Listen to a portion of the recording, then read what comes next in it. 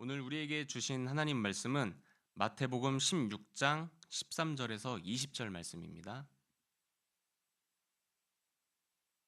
마태복음 16장 13절에서 20절 말씀입니다.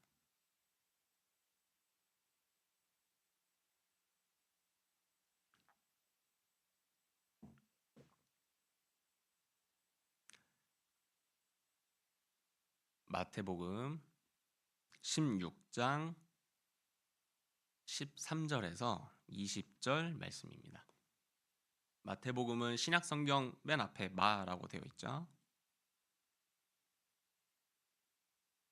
마태복음 16장 13절에서 20절.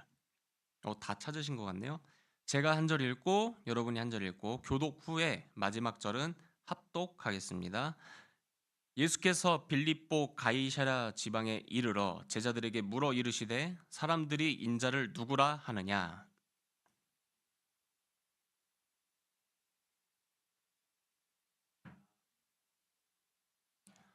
이르시되 너희는 나를 누구라 하느냐.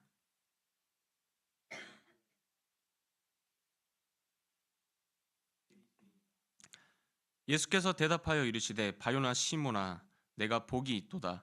이를 내게 알게 한 이는 혈육이 아니요 하늘에 계신 내 아버지시니라.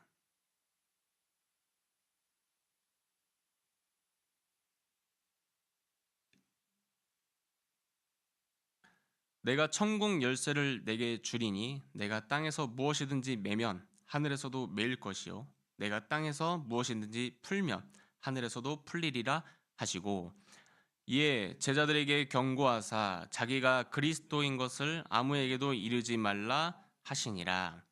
아멘. 네, 여러분 반갑습니다. 지지난주부터 계속 교회라는 주제로 말씀을 이어가고 있어요. 그리고 읽으면서 익숙한데 이런 생각이 드셨을 거예요. 예, 지난주와 본문이 똑같습니다. 전사님이 실수하신 거 아니냐? 아니고요. 의도적으로 이렇게 같은 본문을 2주 연속하게 됐어요. 왜냐하면 한 주만 가지고 이 본문의 깊이를 다 설명하는 게 좀 어렵더라고요. 그래서 2주 이렇게 연속 이어서 하게 됐으니까 익숙한 만큼 루즈할 수도 있는데 잘 들어주시면 감사하겠습니다. 그리고 우리 여인찬 선생님께서 광고 드렸듯이 다음 주에 맥주 감사 주일로 드려져요. 그래서 교회라는 주제를 잠시 쉬고 다음 주에는 맥주 감사 주일에 대한 내용을 가지고 또 말씀을 전하도록 하겠습니다. 제가 자꾸 이쪽만 보니까 제가 목이 조금 아파요. 그래서 여기에 사람이 있다고 생각하고 이렇게 좌우 흔들면서 말씀을 좀 전하겠습니다. 자, 우선 우리 13절 말씀 좀 다 같이 다시 한번 읽어볼까요? 13절 말씀 예수께서부터 시작.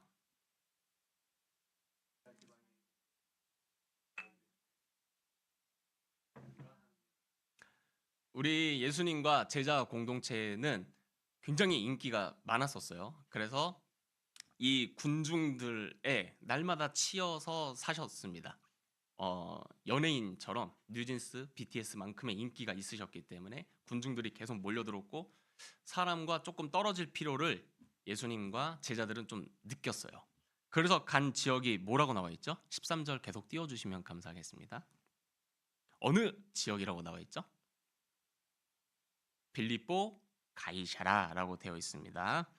제가 지난주에 설명드렸듯이 검단 신도시에서 대전까지의 거리 190km 정도 떨어진 거리예요. 예루살렘부터 이 가이샤라 빌립보라는 지방은 190km가 좀 떨어져 있습니다. 근데 어떤 발걸음의 인도를 따라서 그냥 목적 없이 간 것은 아니고요. 예수님의 발걸음, 예수님의 음성은 전부 의도가 있었고 아주 계획적이셨어요.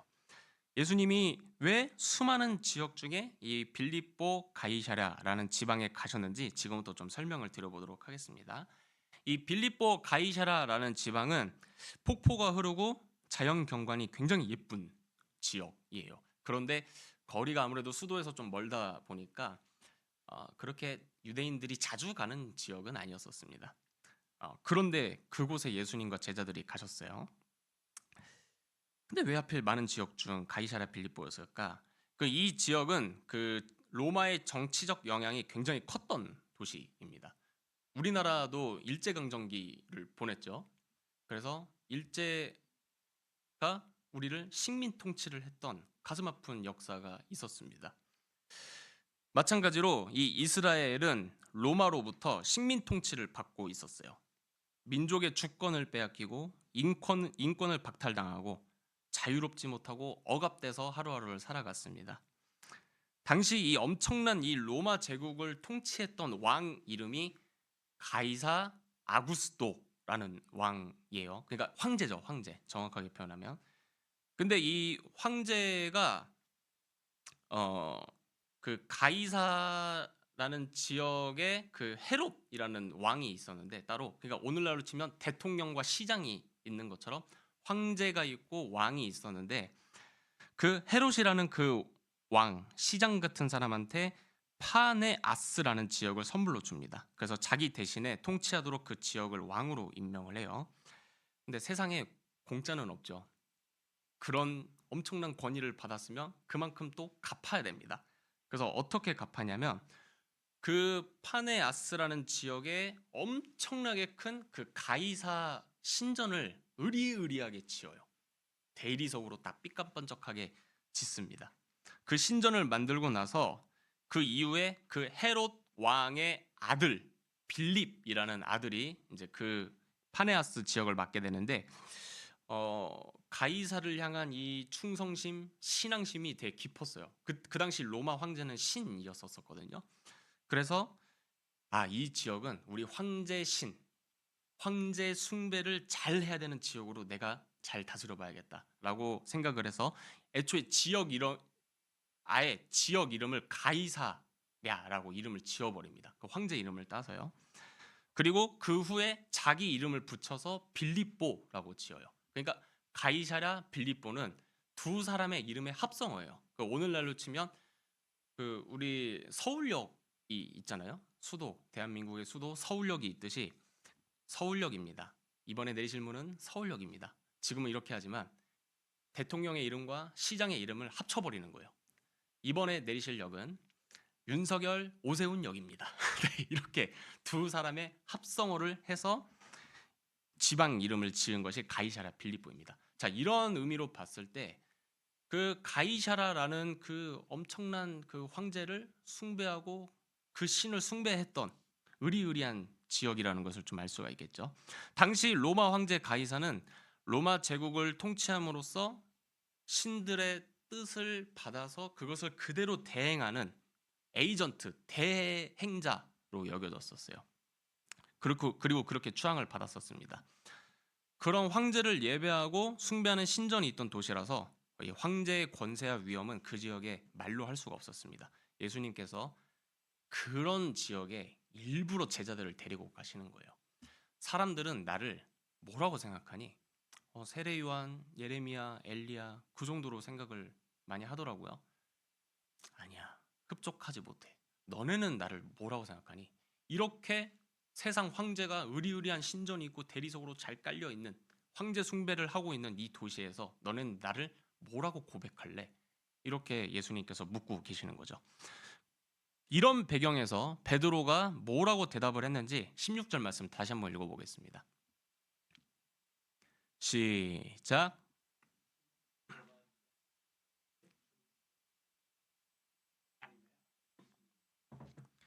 베드로는 이런 가이사랴 빌립보의 정치적 종교적 배경을 염두를 해두고 예수님을 뭐라고 고백을 했죠? 그리스도시요 살아계신 하나님의 아들이다. 그러니까 하나님의 아들이라고 불렀어요. 이는 곧 로마 황제가 아닌 자신의 스승님이신 33살의 시골뜨기 청년을 신, 황제, 하나님이라고 부른 거예요. 로마 황제가 아니라 예수께서 진정한 하나님의 대행자 에이전트이시고 하나님과 친밀한 교제를 나누시는 분이라고 감히 선언한 셈입니다. 이거는 사형감이에요. 그 당시로 하면 황제 말고 다른 신을 고백을 해? 사형! 했던 시대가 이 시대입니다. 또 하나 더 있어요. 이유가 혹시 그 팍스 로마나라는 말 들어봤어요? 로미? 들어봤어요. 예. 되게 유명한 말이죠. 로마의 평화라는 뜻인데 로마 황제가 자신의 그 나라를 통치를 할 때 우리는 평화로 다스릴 것이다 이렇게 외쳤던 말이 팍스 로마나입니다. 그런데 지금 베드로는 뭐라고 고백을 하고 있는 거냐면 로마 황제의 통치가 아닌 예수 그리스도의 통치만이 세상에 진정한 평화를 가져다 준다라고 고백을 한 것과 다름이 아니에요. 이게 무슨 말이냐면 구체적으로 로마는 그 예수님 탄생 전까지 오랜 기간 전쟁을 했습니다. 그러니까 다른 나라도 침략을 했지만 내부적으로 정치 싸움이 굉장히 심했어요. 누가 그 위대한 신의 자리, 황제의 자리를 점령할 것이냐. 그것에 굉장히 관심이 많았기 때문에 너도 나도 칼을 휘둘러 가면서 피 튀기는 전쟁을 했습니다. 그렇게 해서 마침내 황제로 등극한 인물이 가이사 아구스토라는 인물이라는 거죠. 이 가이사는 스스로를 나는 평화의 왕이다 이렇게 선언을 했어요. 이게 얼마나 우스운 모습이냐면 그렇게 수많은 사람들을 칼로 찔러 죽여가면서 지가 그 왕의 황제의 자리에 올라갔으면서 자기는 평화의 왕이래요. 이게 얼마나 이게 모순되는 말입니까? 백성들은 근데 이 말을 믿었습니다. 이제는 전쟁 좀 그만했으면 좋겠다. 이제는 피 그만 봤으면 좋겠다. 이렇게 생각을 하면서 드디어 그 가이사가 황제의 자리에 섰으니 세상에서 참된 평화가 오겠구나 기대를 했어요. 그런데 진짜 평화가 왔을까요? 우리 일본이 대한민국을 식민 통치를 했던 시절을 기억을 해보세요. 자유를 달라! 대한독립 만세! 그렇게 외치던 사람들 다 어떻게 했나요? 너 나와. 질질질 끌고 가서 전기고문, 물고문, 불고문 온갖 끔찍한 일들을 다 저질렀잖아요. 발톱을 다 뜯어버리고 손톱 다 뜯어버리고 고통스럽게 사람들을 그렇게 만들었잖아요. 그렇게 해서 일본은 어떤 평화를 추구를 했냐면 소리 지르지 마. 조용히 해. 가만히 있어. 너만 조용히 하면 이 땅에 평화가 임할 수 있어. 너만 진실에 침묵하고 눈 감으면 평화롭게 살 수 있어. 이렇게 얘기를 했던 거예요. 마찬가지예요. 로마가 식민 통치를 했던 시절이라니까요. 이스라엘뿐만 아니라 수많은 사람들이 로마의 압제에서 벗어나게 해달라. 자유를 달라. 우리 독립하겠다. 이스라엘 독립 만세 외쳤겠죠. 그럴 때마다 로마 군인들이 총칼을 들고 나와서 조용히 해 하면서 목숨을 위협하고 너만 조용히 하면 로마가 평화로워진다니까 라면서 평화를 추구했었습니다. 여러분 이게 평화예요? 가짜 평화죠. 그러니까 로마의 평화는 폭력이 만든 평화였었습니다.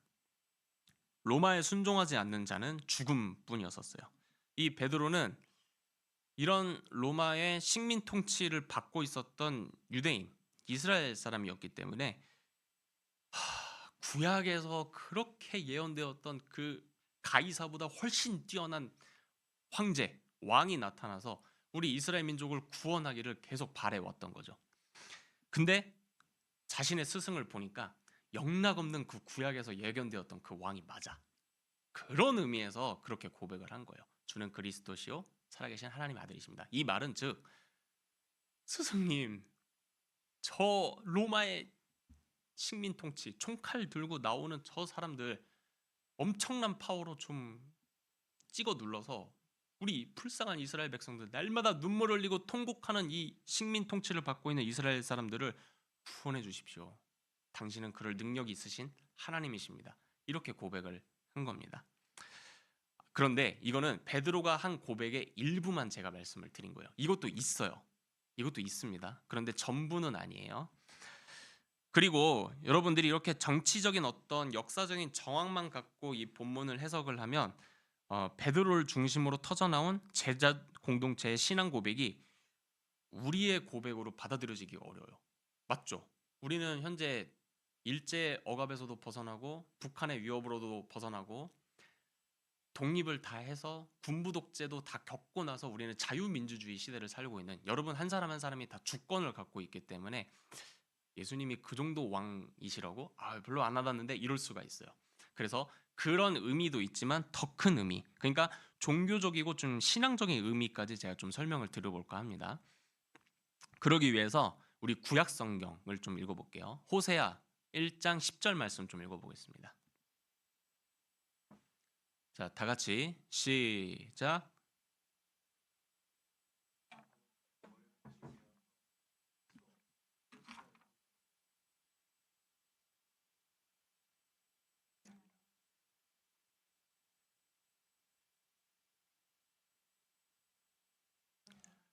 네, 여러분들 좀 졸리고 시험 기간이어서 영혼이 좀 없이 읽으셨는데, 자, 중간 정도에 너희는 내 백성이 아니라 라는 저 구절에 눈을 좀 마주치고 귀로는 제 얘기를 좀 들어보세요. 이런 예를 좀 들어야 될 것 같아요.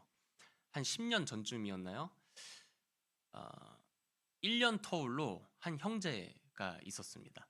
그 현진이랑 지금 욱진이는 2살 터울이죠. 그보다는 좀 좁은 연년생 형제가 있었어요. 그런데 형이 고3 때 대학을 낙방을 했습니다. 그래서 아버지한테 아빠 나 재수할게 라고 하면서 노량진으로 올라갔어요. 지방에 거했던 형제들이었거든요. 그리고 나서 고3 동생도 낙방을 했습니다. 아빠 나도 형 따라서 노량진 올라가서 재수할게.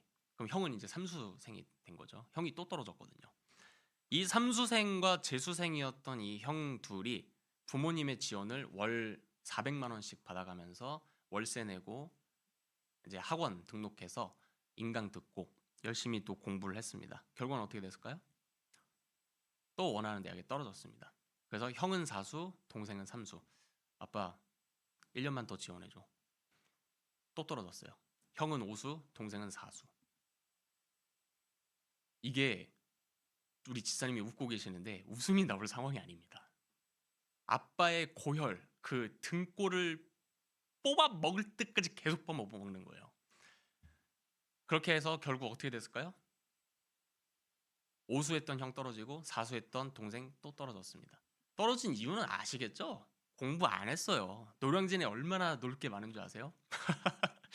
그리고 음식이 엄청 싸요. 예. 라면, 삼겹살 그 세트가 한 7,000원이면 먹을 수가 있습니다. 마음껏 먹을 수가 있어요. 예. 그 정도로 가격도 싸고 PC방도 마음껏 다니고 당구 치고 여자 만나고 그렇게 허송세월을 부모님의 등골을 쪽쪽 빨아 먹으면서 보낸 겁니다.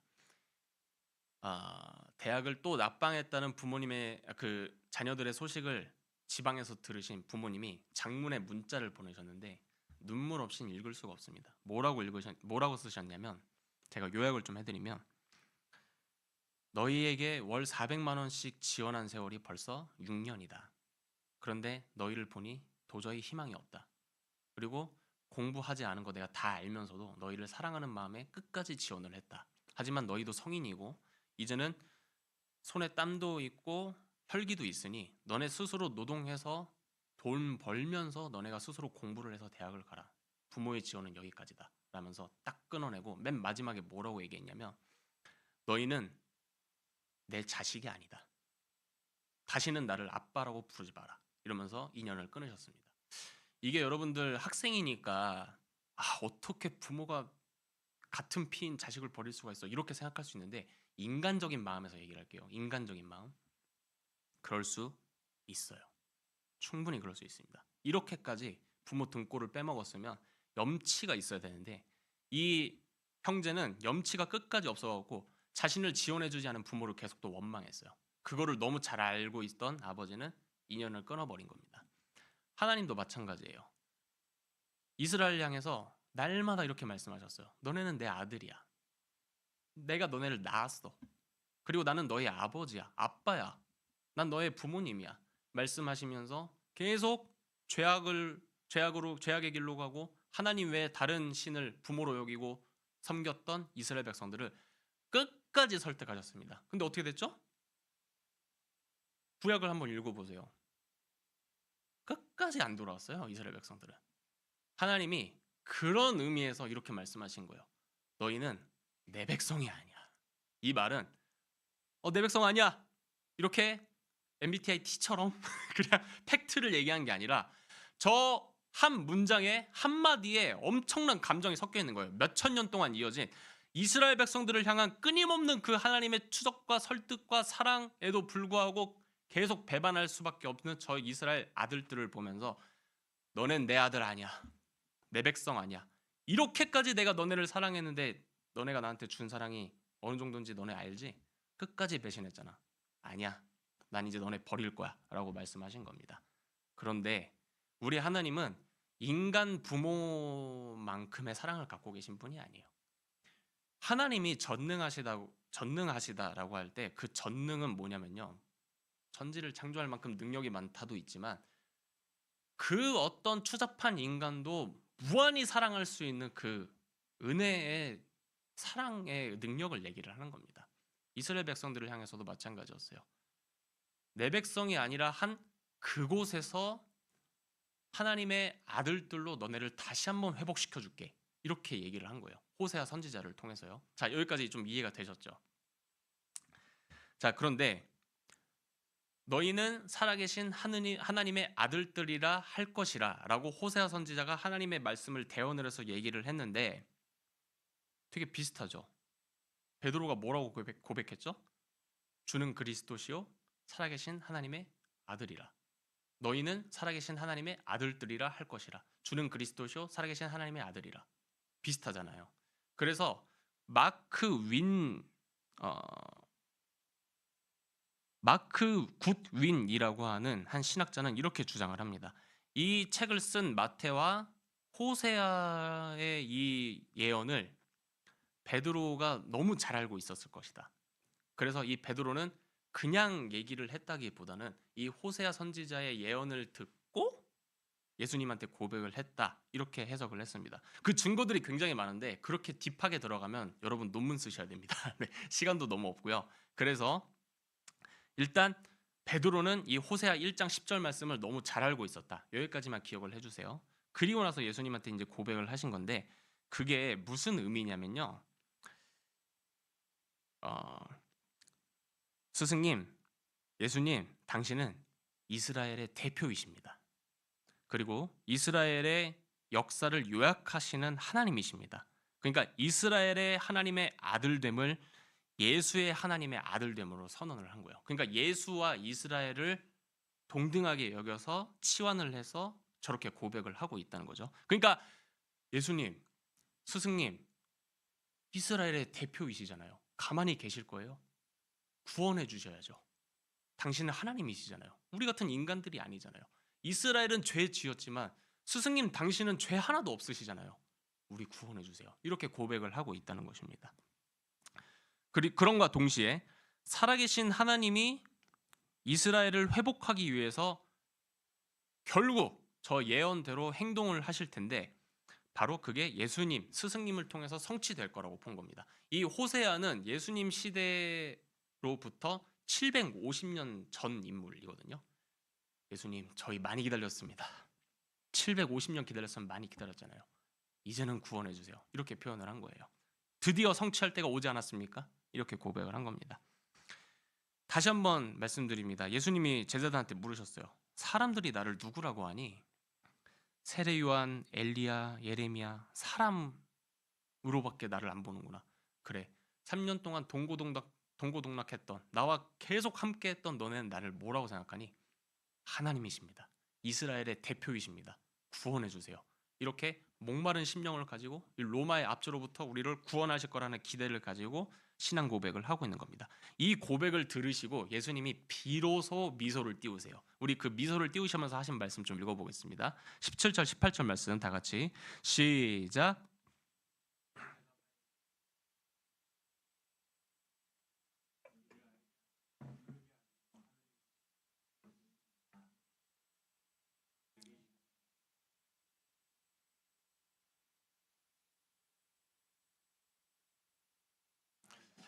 네, 여러분 이게 문학적으로 좀 해석이 들어가야 됩니다. 무슨 말이냐면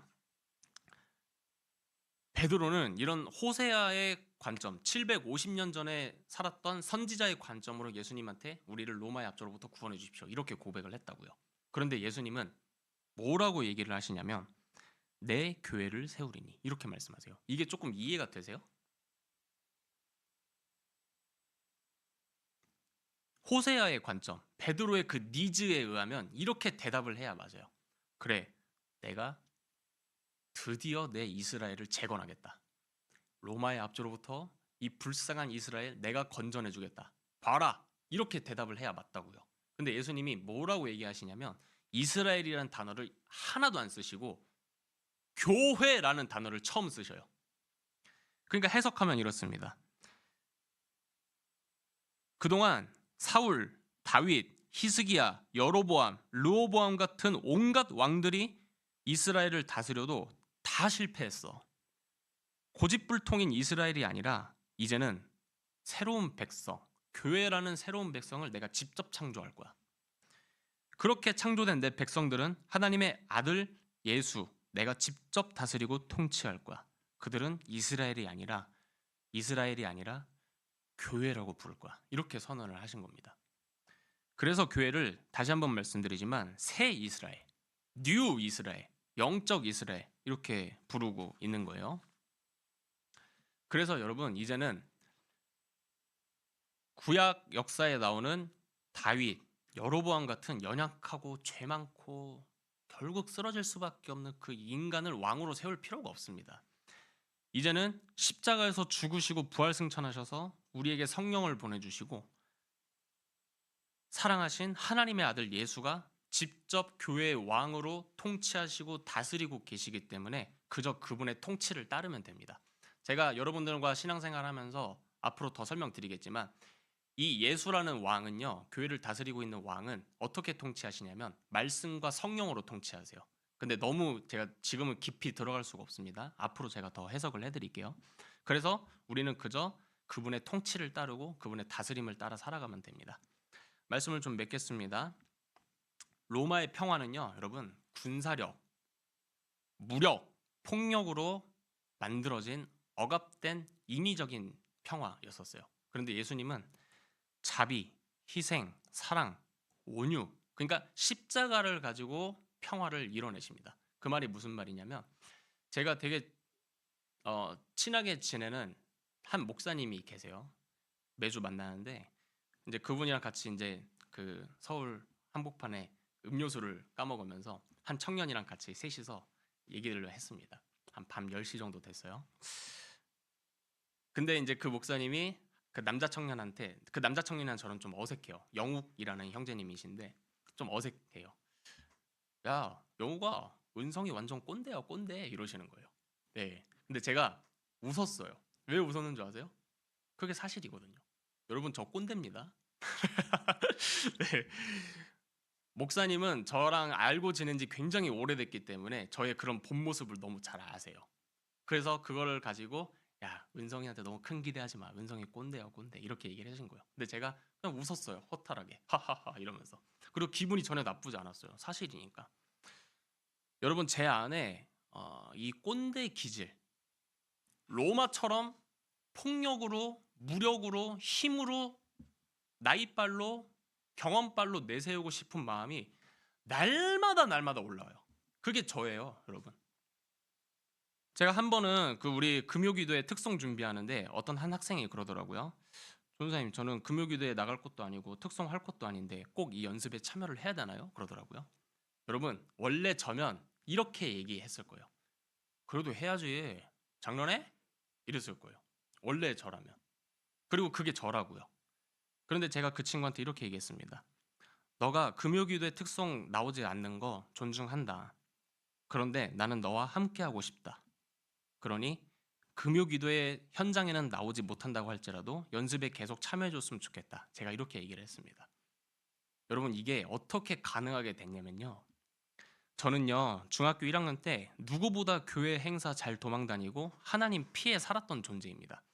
그 저희 엄마가 이제 헌금하라고 주신 그 10,000원이 있었는데 웬 떡이냐 하면서 이거를 차비로 써서 스타크래프트 그 마이큐브 스타리그라는 곳에 잠실 경기장에서 있었던 스타리그 결승전에 갔던 사람입니다. 저는 거기서 이제 버거킹을 먹어가면서 맛있게 친구와 스타 관람을 했었어요.